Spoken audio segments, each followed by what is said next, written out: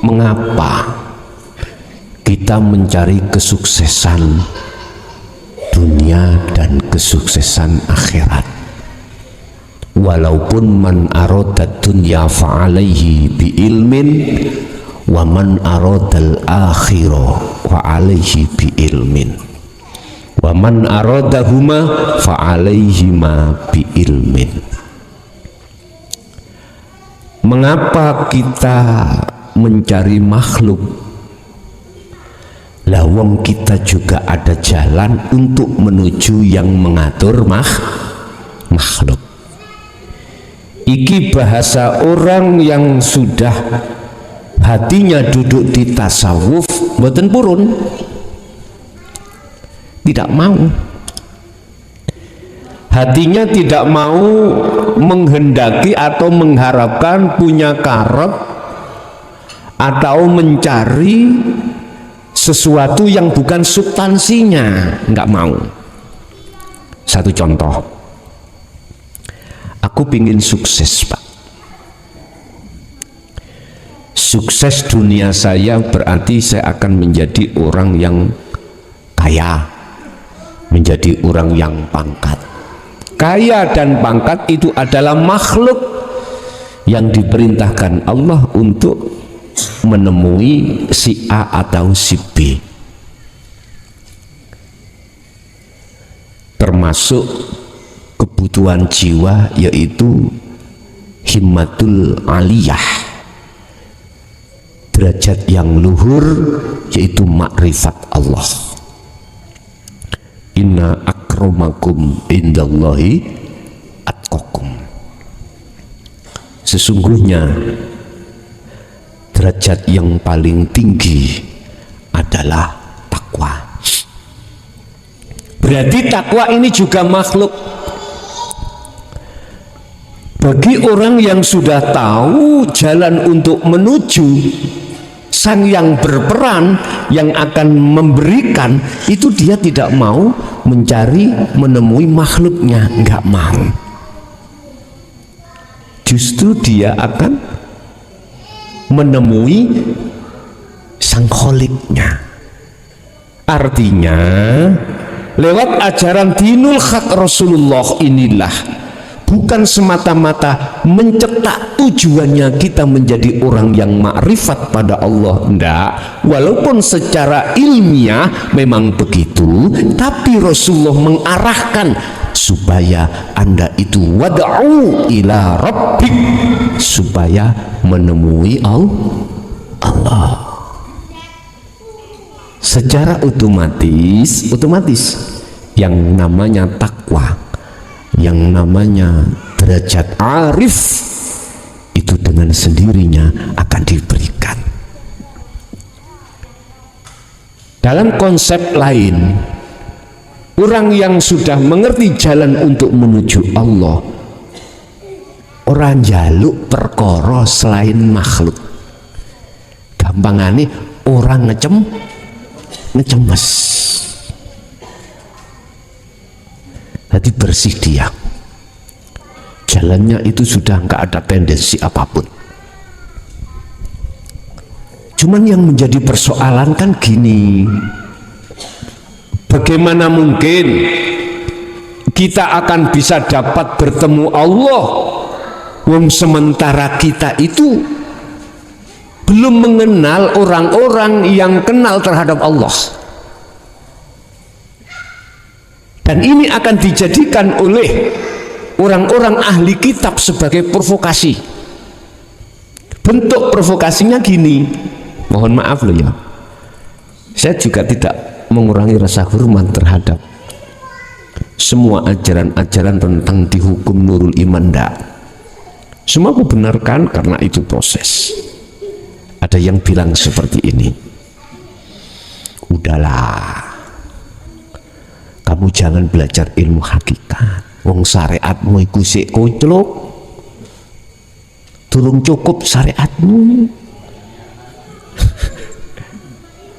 Benaono syariatmu dulu, kalau sudah cukup baru dengan sendirinya nanti kau akan mengerti tentang hakikat. Nyuwun sewu, Pak, Kula nggih mboten nyalahno makalah seperti itu ndak. Cuman kula berdasarkan pengalaman yang ada pada diri saya sendiri, aku tidak akan pernah bisa menjawab telu kali telu sama dengan 9 manakala kula mboten belajar ilmu matematika, mboten saged. Mboten saged. Ini pengalaman saya lho ya. Saya tidak akan pernah mengenal terhadap Allah manakala tidak melalui Kanjeng Nabi. Iki proses lho Pak G. Aku bicara proses gitu loh. Hidup di dunia pada diri jenengan kali kula kan laksana seperti ini Pak. Umpama boleh kula tulis.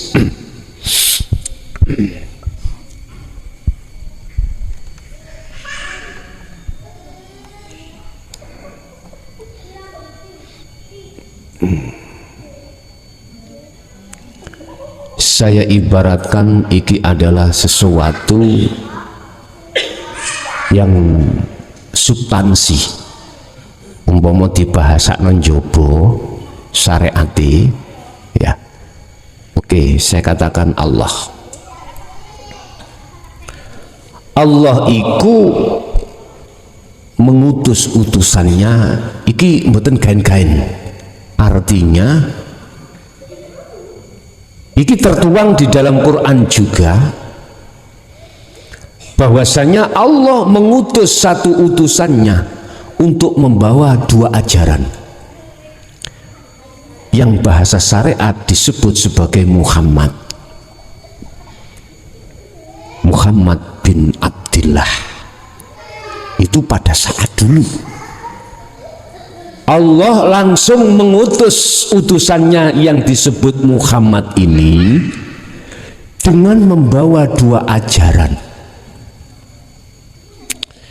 Siji adalah ajaran syariah untuk membenahi akhlak istimaiyah yang ada kaitannya dengan jasad. 2, Allah mengutus Muhammad ini dengan membawa ajaran dinul haq. Di dalam dinul haq yang terkenal adalah ajaran hakikat untuk memberikan akhlak ilahiyah, mendidik ruh supaya punya akhlak terhadap Allah.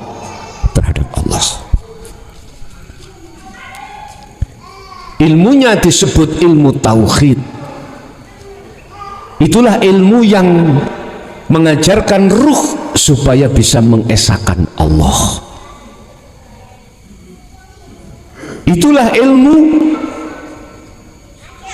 untuk mendidik ruh supaya persaksiannya ruh asyhadu bisa melewati, membersihkan, menafikan dunia-dunia di dalam la ilaha supaya bisa sampai pada ilallah. Bapak Ibu, ajaran yang dari sisi dinul haq ini semenjak khalifah itu diputus baik dari ulamanya maupun kitab-kitabnya, itu semuanya diputus. Ulamanya ditangkap, termasuk Sayyidina Ali, putrane Hasan Husain, semuanya dipenggal, dibunuh. Ulama-ulama pengikutnya yang di jalur hakikat menuju makrifat ini ditangkapi semuanya. Kitab-kitab yang mengajarkan di situ dibakar semuanya. Akhirnya sampai detik ini dianggapnya ajaran Rasulullah yang di jalur dinul haq dianggap tabu. Berbagai kepentingan politik atau kepentingan sosial di dalam golongan-golongan yang ada di ulama-ulama yang memegang ajaran syariat fakot, itu berani memberikan satu fatwa yang mengatakan bahwasanya ajaran dinul haq adalah dholalah alias sesat. Sedangkan ulama-ulama yang masih tersisa sampai sekarang yang mengikuti baginda Rasul di sisi dinul haq, itu ada yang masih takut dengan cacian, fitnahan atau hal-hal yang lain, sehingga beliau-beliau ini bisa keluar ajaran itu melalui bil kinayati wal isyarah, hanya keluar isyarah atau sanepan yang maksudnya supaya tidak menimbulkan fitnah. Apabila itu dilakukan, itu pun di tempat yang terbatas atau secara sembunyi-sembunyi. Apakah itu salah? Tidak, karena memang posisinya masih seperti itu. Tetapi ada kalanya momen di mana sudah waktunya Allah menggelar secara umum. Dinul haq itu dikenalkan terhadap umat Islam khususnya dan umat manusia pada umumnya. Dan itu bisa dibuktikan kebenarannya yang tidak bisa ditolak. Mana? Sampeyan ngen diri. Anda ketika belum mengenal dinul haq, bagaimana hatimu ketika menghadapi kondisi dunia, lebih-lebih dunia yang bersifatkan jenengan iki serba tidak ada, bagaimana keadaan hati, kepada keadaan ruh? Pasti akan mengalami satu kekhawatiran, ruwet, takut. Mata quluna min ba'di, apa nak yang kau makan kalau bapak sudah mati? Itu bahasanya sekarang. Subhanallah. Terus bagaimana ketika saat hatimu dibukakan Allah untuk menerima dinul haq yang merupakan ajaran Rasul sebagai inti ajaran Rasul? Ketika menghadapi kondisi dunia, aku yakin hatimu lebih ayem, lebih tidak berkhawatir. Walaupun diserang akidah yang berbagai macam bentuknya, tidak akan goyah. Iku kalau panjenengan sudah betul-betul mengamaliyahkan ilmu ajaran yang sudah jenengan terima. Itu pasti seperti itu. Itu yang kurasakan, entah panjenengan yang jenengan rasakan bagaimana, nggak tahu. Tapi aku yakin tidak jauh berbeda. Hatimu lebih tenang, lebih damai, lebih ayem tatkala bersama Allah. Otomatis jalannya bersama Allah, Anda dinul haq. Sebab sudah dikatakan ajaran dinul haq ini untuk mendidik ruh manusia supaya beretika pada Allah. Sebab ruh ini tidak diperintahkan oleh Allah kecuali wa ma umiru illa liya'budullaha, kecuali untuk menyembah ruh, bukan jasad. Kalau jasad jenengan di dunia kelawan hukum syariat itu ditata, ya dikongkon sholat, dikongkon mangan, dikongkon mergawe, disuruh macem-macem. Kalau ruh cuman satu, menyembah pada Allah. Di saat jasad Anda berlaku apapun dan dimanapun, jasadmu beraktivitas apapun dan menghadapi apapun dan dimanapun, ruh ini dituntut untuk selalu makrifat pada Allah.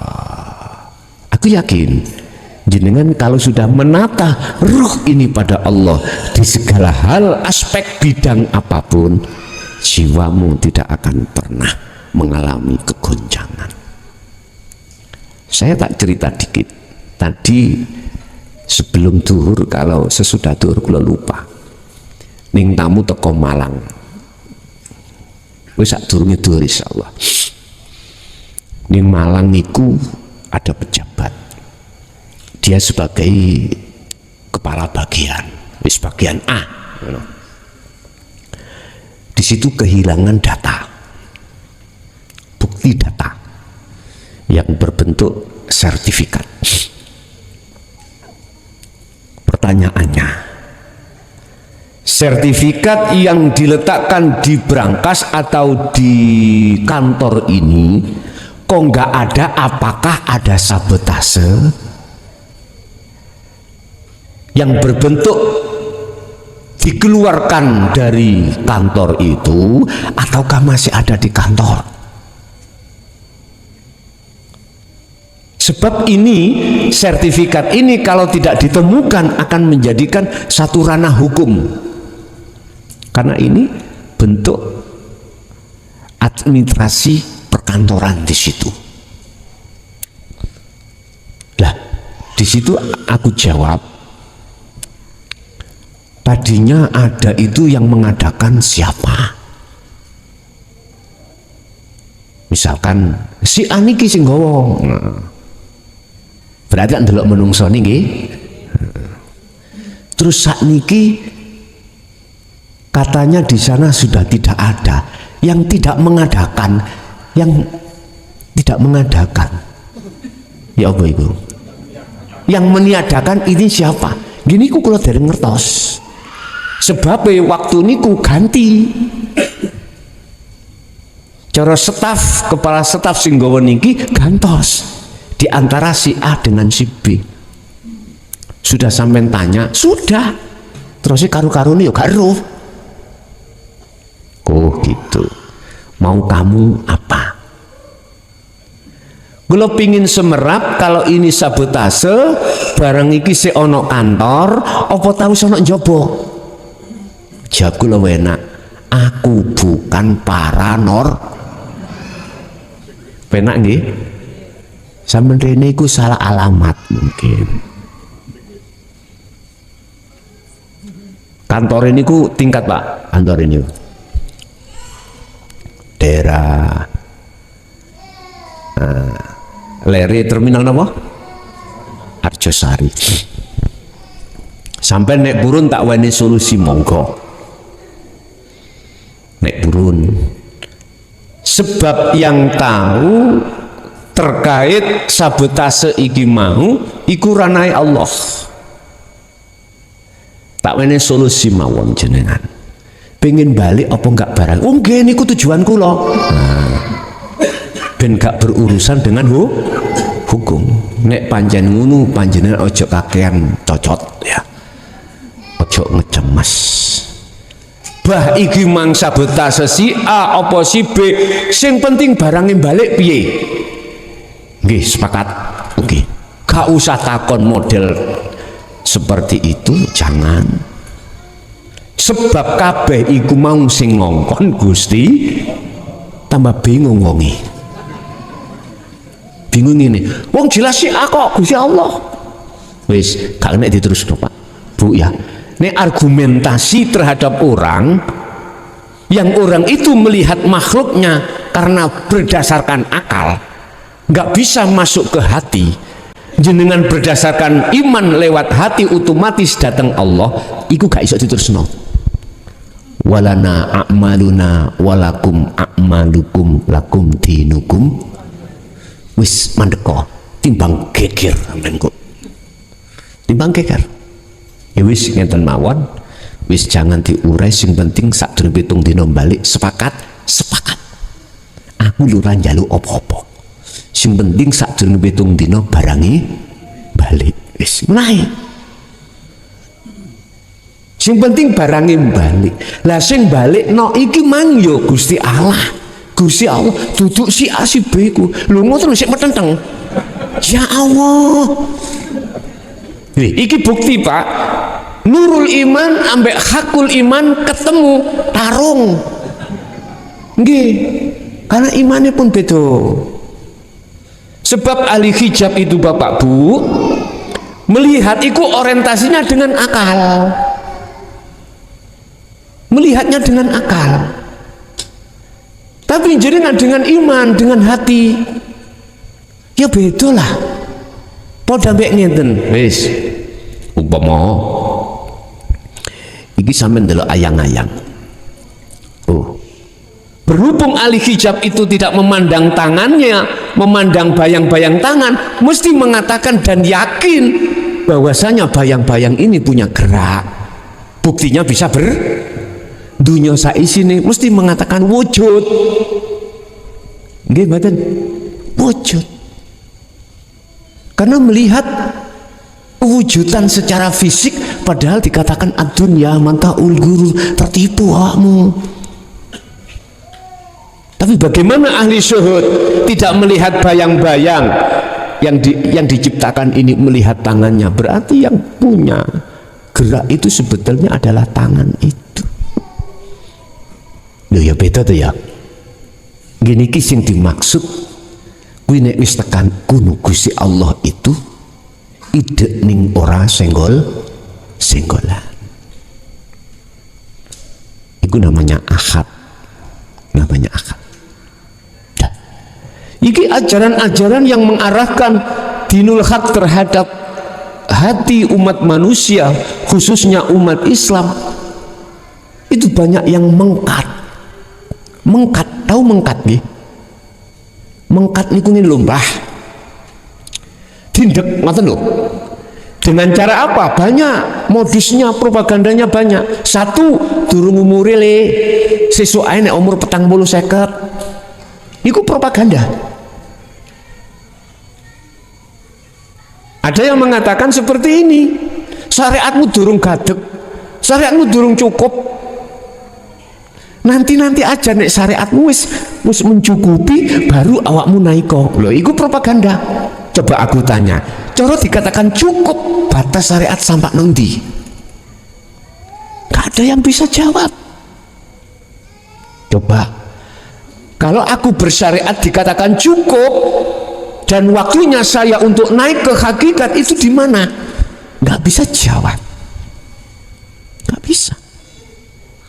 Wis ada lagi sing luwih serem meneh min jinnah dzalika dzalalatun.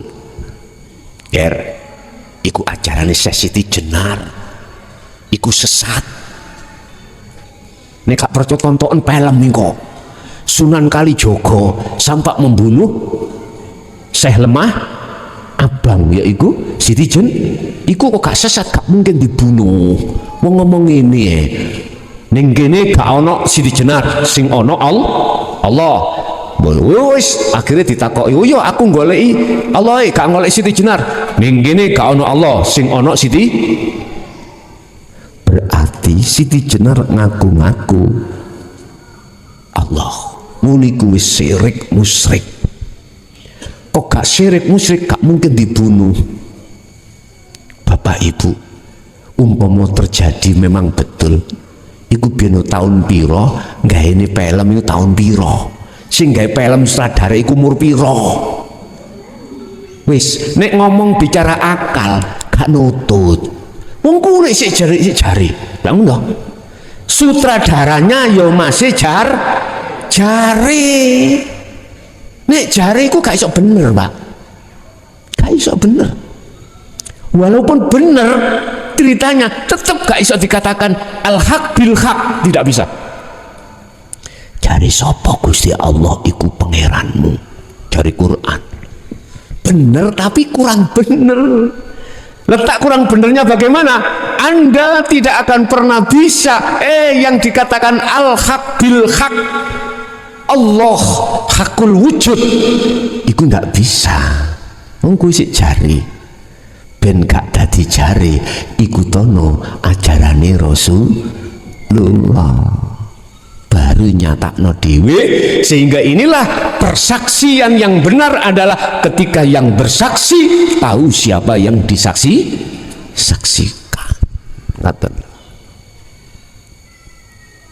Jadi Bapak Ibu, jangan pernah khawatir hatimu dengan sesuatu apapun manakala hatimu sudah merapat pada Sang Sang Yang Widi, Sang Yang Dumadi, Sang Yang Maha Kuasa. Karena semua itu yang menyeting walaupun kayaknya mengkhawatirkan dan menakutkan, itu adalah Allah. Sampeyan iling filosofi PT Angkrem, ibu-ibu sing luwih paham mungkin. Filosofi ayam mengengkram nggih. Apa? Mengeram. Oke. Di situ dibutuhkanlah yang namanya suhu itu maksimal. Pinten maksimalnya 36 derajat. Umpam paling tinggi misalnya yang 40 apa piye. Apa yang dilakukan oleh sang induk? Induk itu mbok ya, dia berani untuk meninggalkan duniawiyah. Puasalah, artinya dia nggak begitu makan, meninggalkan duniawiyah yang berupa syahwatul farji. Wis gak kenal pitik jago, angkrem. Coba ketika induk ayam mengengkram terhadap calon-calon anak yang disebut telur, jangankan namanya ular mau masuk, garangan mau masuk, orang aja mendekat pasti dia itu ambil kuda-kuda mengkorok nih lu ya. Itu menunjukkan jangan pernah kau ganggu. Orang yang bertapa hatinya untuk menuju hidup tadi sama. Induk ayam itu mencari hidup, yaitu anak tadi. Jangan pola-pola kamu ganggu. Mohon maaf, direwangi birriyadatin wal azkar, wajib niki birriyadatin wal azkar. Riyadoh, prihatin, jenengan puasa, jenengan menghindari pergaulan yang mengarah pada urusan-urusan dunia, iku prihatin. Ngrekso mepes obiki, mepes rogo, ramangan, tidak makan kalau tidak lapar, tidak minum kalau tidak dahaga, tidak tidur kalau tidak ngantuk. Birriyadatin, biar hatimu itu tadi terjaga. Wal azkar, satu sisi hatimu juga menjaga perintah daripada zikir. Nah, kedua hal ini harus saling beriringan, harus saling beriringan. Bapak Ibu, ketika saat sudah menjadi anak, belum, ketika detik-detik mau menjadi anak, tensi itu semakin panas, artinya sampai dihadapkan berbagai lika-liku ujian Allah. Wis biasa itu. Tapi tatkala nanti telur itu sudah menjadi anak ayam, disebut apa anak ayam? Itik. Bagaimana situasi induknya? Dia berjuang mati-matian untuk menjaga anaknya. Nyuwun sewu, dia pertaruhkannya hidupnya, jiwa dan raganya tatkala ada burung apa itu? Burung elang yang mau menerkam. Dewangi tarung mboten. Udah, dia tidak pandang bah aku mati atau tidak, yang jelas anakku selamat. Itu seorang induk ayam. Jangankan terhadap burung elang, Sinten sing kene tahu dikabluk pitik babon? Ayo, sampai mendekat pasti akan dikabluk. Dikira mengancam terhadap anaknya. Bapak Ibu, itulah Allah sebetulnya itu. Bagi hambanya yang selalu mengikuti sami'na wa atokna terhadapnya, atiullaha wa atiur rasul, sama seperti itu. Sama seperti itu. Allah tidak akan pernah ridho terhadap satu jiwa hamba yang sudah istiqomah zikir pada Allah tatkala menghadapi kondisi nafsu yang selalu mengejar, dia tidak akan pernah tinggalkan. Ini sudah tertuang Pak di dalam surah apa kula lali mengki sampean buka. Manakala Allah mengendaki satu hambanya di dalam jalur hidayah petunjuk, tidak ada satupun orang lain yang bisa menyesatkan. Berarti Allah tidak tinggal di dia. Makanya jangan khawatir jenengan nek wis ngaji lan laku ajan Rasulullah iku ojo khawatir nek gak iso mbat bisa kurang menang ngeten iki. Ojo awal-awal kan sudah saya sampaikan, jenengan wis siapa ngaji lan laku ajaran Rasulullah iki dengan kematian, dengan kemelaratan. Nek dereng siap munduro dhisik mesti biasa kula tari ngono. Bapak Ibu hadirin jamaah rahimakumullah. Oke, untuk menjadikan hal itu tidak terpengaruh dalam hatimu terkait masalah mewah dan miskin, jawabannya cuma satu, manakala hati sudah istiqomah di sirul asrar. Oke, ada lagi, monggo. Yang kedua yang bagaimana?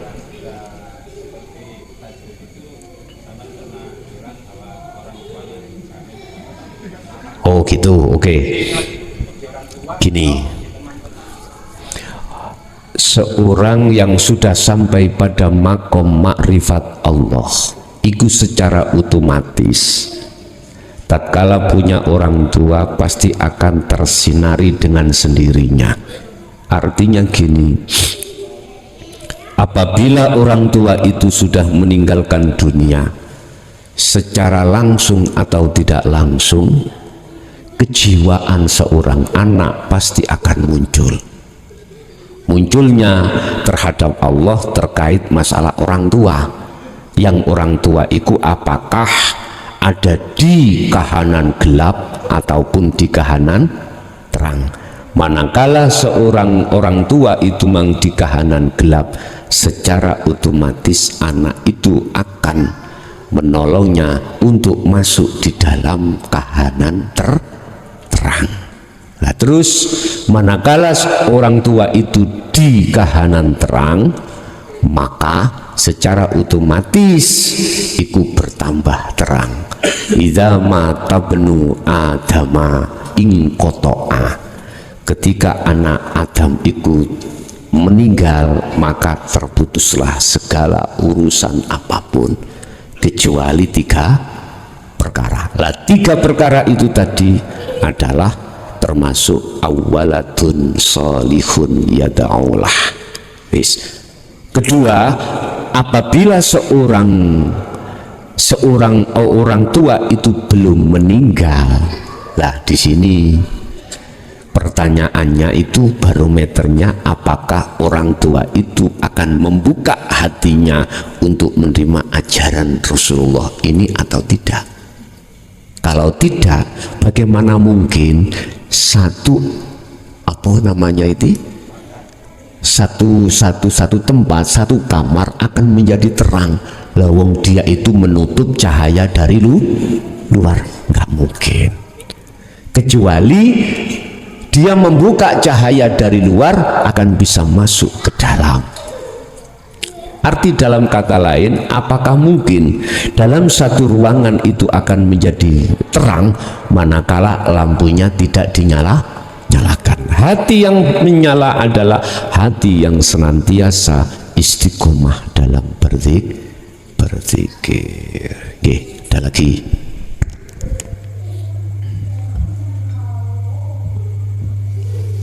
Halo. Assalamualaikum warahmatullahi wabarakatuh. Gus, saya mau tanya bagaimanakah caranya membedakan antara iman atau rasa dengan halusinasi? Mohon penjelasannya. Terima kasih. Assalamualaikum warahmatullahi wabarakatuh. Waalaikumsalam warahmatullahi wabarakatuh.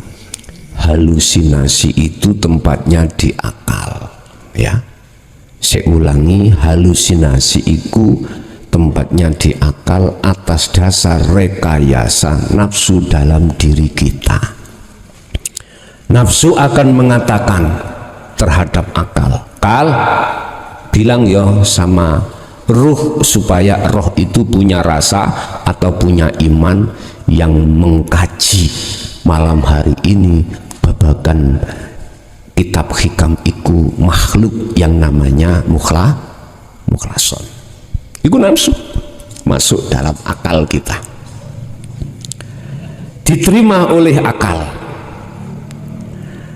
Akal manakala tidak punya pendidikan ilmu atau pandangan tentang akidah tauhid, mesti langsung percaya, oh ya betul.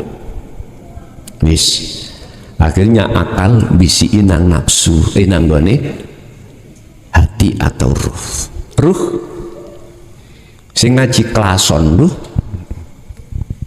percaya enggak awakmu? Tak kandani mukhlason itu. Berhubung hati atau ruh tidak ada rasa pada Allah, rasa itu iman pada Allah. Berhubung tidak ada iman yang seperti itu, langsung percaya. Oh iya, akhirnya di dalam hati panjenengan itu punya keyakinan, prasangka bahkan meyakini yang mengaji itu mukhlason, dalam kurung makhluk. Bagaimana kita membedakan antara halusinasi dengan iman atau rasa? Ini Pak, kalau iman sampai iki mang, rasa sampai itu sudah di jalur musyahadah, mesti hatimu tidak punya satu keyakinan yang bertausiah, yang mengeluarkan metode ajaran dinul haq itu seorang makhluk. Mesti hatimu menangkap Allahnya. Itulah iman. Nek halusinasi, hal-hal yang bersifatan dengan akal, kalau akal ini mesti mengajarkan terhadap sesuatu yang ada kaitannya dengan sabab musabab. Sebab kalau tidak ada sebab musabab, akal nggak bisa menerima. Akhirnya akal hanya bisa menerima secara logis manusia. Jikalau di luar itu, akal tidak mau menerima. Ini yang membedakan antara halusinasi dengan iman. Halusinasi kalau jenengan biarkan di dalam akal Bapak Ibu, secara otomatis akan mempengaruhi terhadap kejiwaan jenengan. Intinya ini, halusinasi itu mesti hubungannya dengan makhluk. Dan iman hubungannya mestinya terhadap Allah saja, selain Allah tidak. Ini bila mana di jalur hakikat. Kalau di jalur syariat beda Pak, beda. Walaupun halusinasi arahnya ini yo pada Allah. Contoh halusinasinya akal jenengan ditemui malaikat. Contoh malaikat pencabut nyawa. Walaupun akal bicara, yang mencabut iku mau adalah malaikat, tapi jenengan mesti mengimani kalau yang menyuruh adalah Allah. Langetan nggih? Ini benar tapi kurang benar. Kurang benarnya di mana? mencampurkan Allah dengan sesuatu, mencampurkan sesuatu dengan Allah, padahal Allahu la syarikalah, Allah tidak akan pernah berserikat terhadap apapun. Akhirnya dipilah-pilah, ngene lho, nek kacamata syariat wis bener, malaikat sing jabut sing ngongkon Gusti Allah, wis bener sing ngaji mukhlason nanging sing ngongkon Gusti Allah wis. Tapi nek ana kene terus kuwi gak bener. Letak kebenaran al-haq bil haq, ojo nyampurno sakliyane Allah dengan Allah, nanti dikatakan berserikat. Ya ojo munculno selain Allah, berarti imanmu kudu manis duduk mung dateng Allah kemawon. Lah nikilah yang dimaksud iman atau rasa yang sebenar-benarnya. Oke, ada lagi?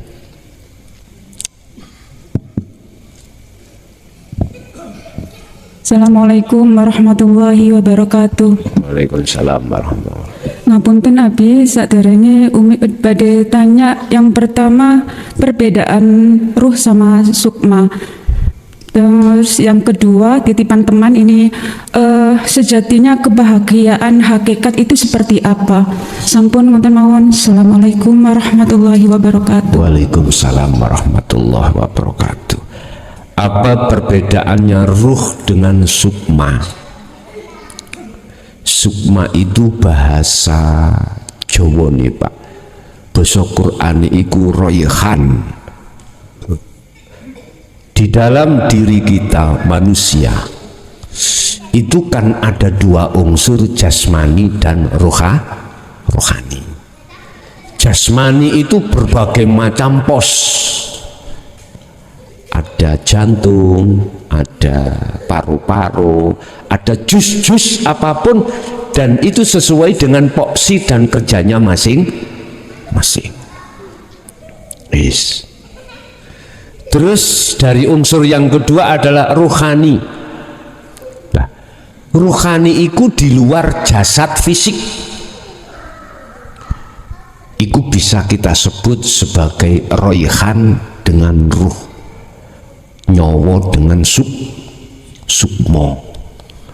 Apa sukmo iku, apa nyawa iku, apa ruh itu, apa ruihan itu. Di dalam hati seorang manusia, berarti iki gak nyenggol jasad loh nggih, nyenggol batin. Itu Allah meletakkan dua sifat. Pertama adalah basariyah, kedua adalah basiroh. Di dalam sifat basariyah iku terakomodir nafsu loro yang namanya nafsiyah dan amaroh. Lah nafsiyah dan amaroh ini yang akan mengajak ruh nyawa untuk melalaikan Allah. Akhirnya ditanamkanlah syahwat oleh nafsu. Kalau bahasa Nabi Adam disebut buah khuldi. Siapa yang sudah makan itu akan menimbulkan berbagai sifat-sifat yang tercela. Apakah sifat riya, sifat hasud, iri, drengki, sifat kurang rimo, takabur, macam-macam, yang kesemuanya itu menjadikan roh itu lalai dari Allah. Dua, ada sifat basiroh, di dalamnya terakomodir nafsu lawamah ambek mutmainnah, yang sering disebut dalam bahasa Quran, bahasa Indonesia adalah jiwa yang tenang. Dua nafsu itulah, nafsu itu diri, dua nafsu inilah yang selalu mengajak hatimu untuk teringat pada Allah. Tiap saat dan waktu dua kelompok ini selalu berperang. Antara Basariyah dengan Basiroh iki selalu perang. Laksana Rusia dengan Ukraina. Bapak Ibu, bagaimana mungkin Basiroh akan menang manakala ruh ini tidak diajarkan, tidak diberi senjata pemusnah massal? Tak bisa. Mana mungkin sifat Basiroh dikatakan bisa menjinakkan sifat Basariyah, atau bagaimana mungkin nafsu nafsiyah ambek amarah terjinakkan, lawong dirimu belum membikin dia sebagai budak. Tidak mungkin. Bagaimana mungkin roh itu akan mengikuti ajaran sifat Basiroh, lah roh itu masih jadi budaknya hawa nafsu. Hati kolbun itu sebagai jagat atau negara yang diperebutkan oleh sifat Basariyah dengan Basiroh. Artinya ini Pak, penduduknya hati disebut ruh, ini punya bolo namanya Basiroh. Musuhnya ada namanya nafsu, bolonya disebut nafsu nafsiyah ame amarah. Nggih ngapunten, bagaimana mungkin jagate hati itu akan bisa damai lawong penduduk itu dadi budake nafsu? Enggak mungkin. Selama ruh menjadi budaknya nafsu, selama itu ruh harus mengikuti undang-undangi hawa nafsu, nafsiyah ambe amarah. Apa undang-undangi? Wa ma ubarri'u nafsi innan nafsa la amaratim bisu. Ngejak elek nang Allah melalaikan. Makanya jangan heran jenengan, jangankan di luar sholat, di dalam sholat mengapa kita lalai pada Allah? Di situ. Jadi tiap saat dan waktu jenengan tidak akan pernah menang karena jadi budaknya hawa nafsu. Nah, mengapa kita menjadi budaknya hawa nafsu? Selain alasan karena sifat Basiroh tidak dibekali, tidak menerima ajaran dinul haq, karena jenengan kalih kula niki belum mempunyai peralatan untuk menghalau, melawan yang namanya hawa nafsu. Apa peralatan yang dimaksud? Apa senjata pemusnah massal yang dimaksud? Itulah senjata syahadat secara hakikat. Cara pewayangan disebut apa? Kalimah soto. Dereng purun megang itu, ya tetap selalu jadi budaknya. Karena akal itu sudah membisiki oleh hati atau ruh untuk mengatakan bahwasanya yang berbicara, yang bertausiah itu adalah makhluk.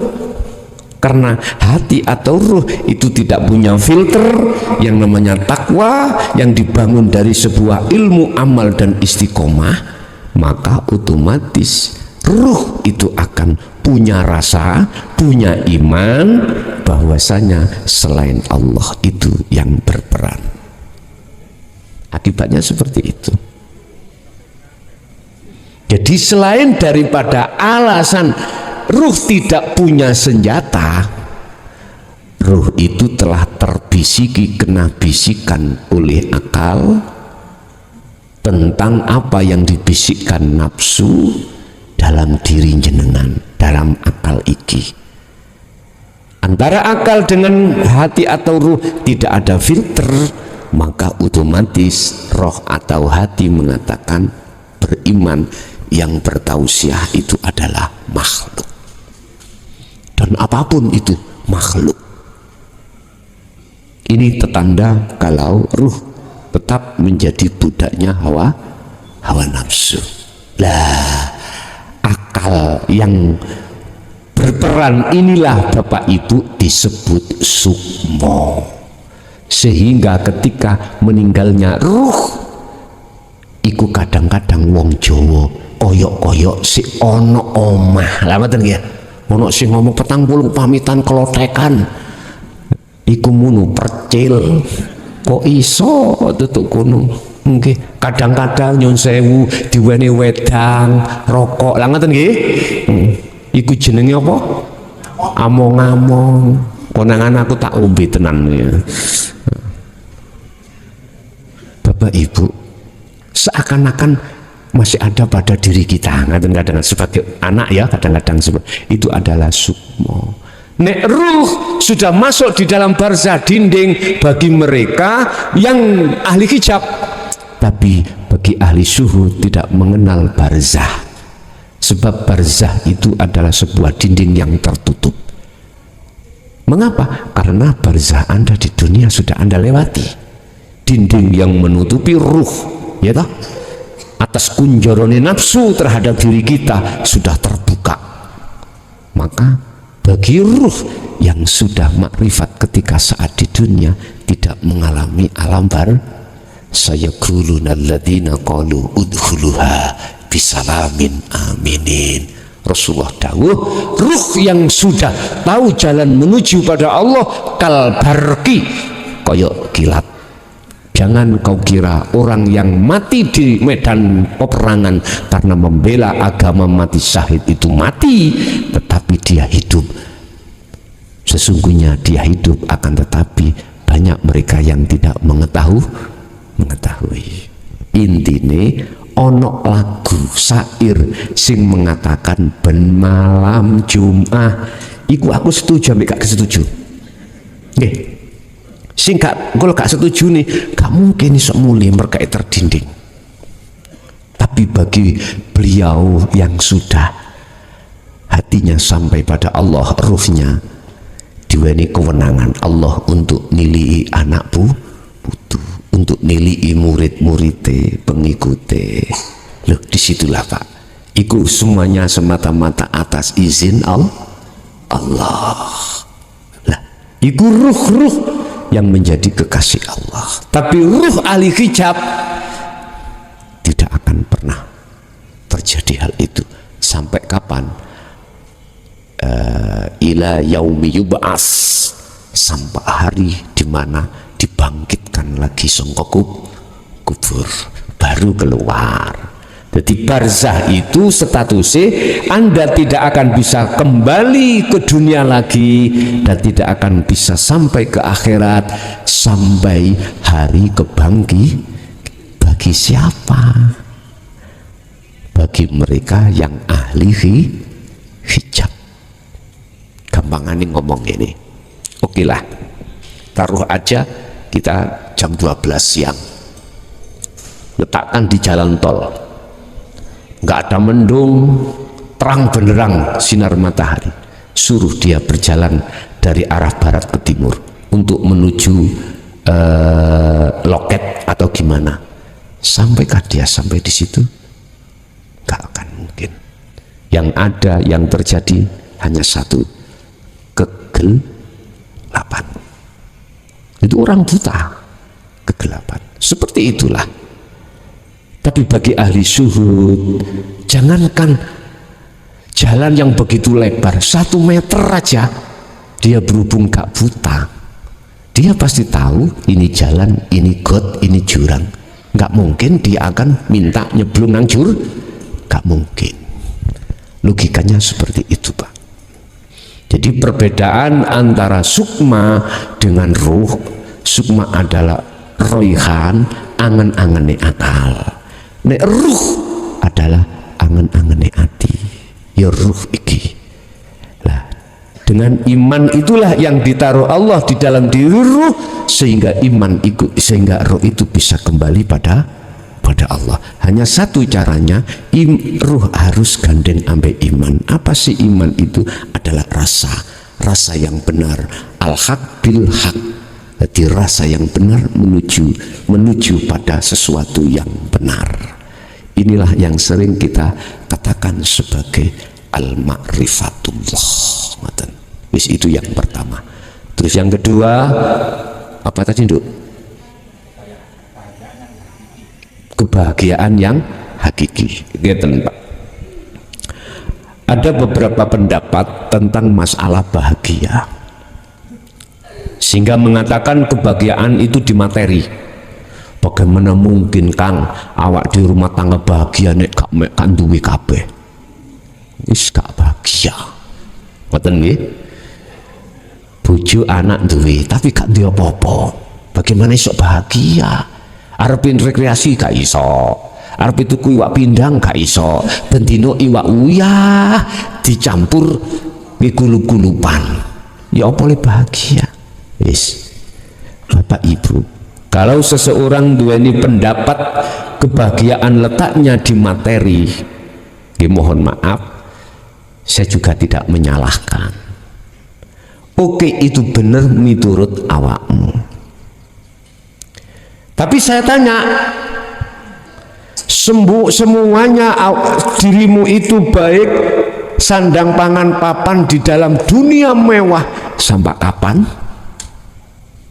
Batasnya sampai kapan? Kalau itu kau anggap secara bahagia yang hakiki, nggak boleh. Di situ itu ada batas, harus kekal. Nyun sewu, bojomu umur piro? Oh, tesis lawe. Ayu nggih. Wah, wis gak ono sak Mojokerto nek gak ayu selain bojoku. Coba nggone umur 90 ayune nang ndi? Gak iso jawab. Apakah itu dikatakan kekal? Apakah itu dikatakan cantik yang sebenarnya? Jabatan kamu sebagai apa, kepala opo? Katanya karena jabatan ini kuasa segala-galanya. Oke. Batasnya kekal apa enggak? Pasti akan menjawab suatu saat ku tinggalkan lah gitu deh. Oke. Ingat, kebahagiaan yang hakiki itu kebahagiaan yang kekal. Kebahagiaan yang tidak ada putusnya. Itu kebahagiaan yang hakiki. Oke, wis.